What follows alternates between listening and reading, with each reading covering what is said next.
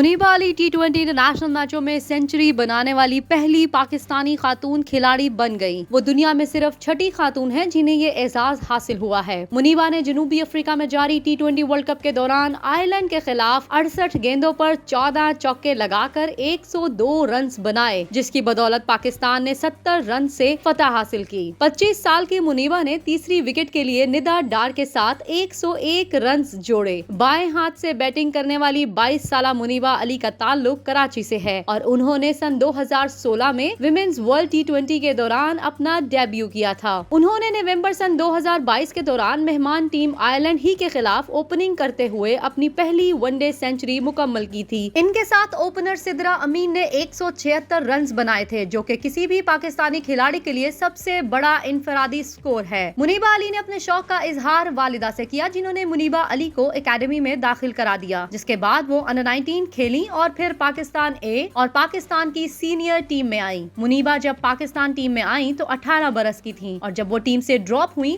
तो उन्होंने दिल बर्दाश्ता होने की बजाय अपनी गलतियों से बहुत कुछ सीखा। मुनीबा अली कहती हैं कि नाकामियों पर काबू पाना और हालात से मुकाबला करना आसान नहीं होता, लेकिन जितना ज्यादा आप खेलते जाते हैं आपको तजुर्बा और समझबूझ आती जाती है। मुनीबा अली के पसंदीदा क्रिकेटर कुमार संगकारा हैं, जिनके बारे में इनका कहना है कि वो एक स्टाइलिश बल्लेबाज रहे हैं जिनकी बैटिंग सबके दिलों को भाती है। इनके अलावा वो क्विंटन डी कॉक की बैटिंग को भी पसंद करती हैं।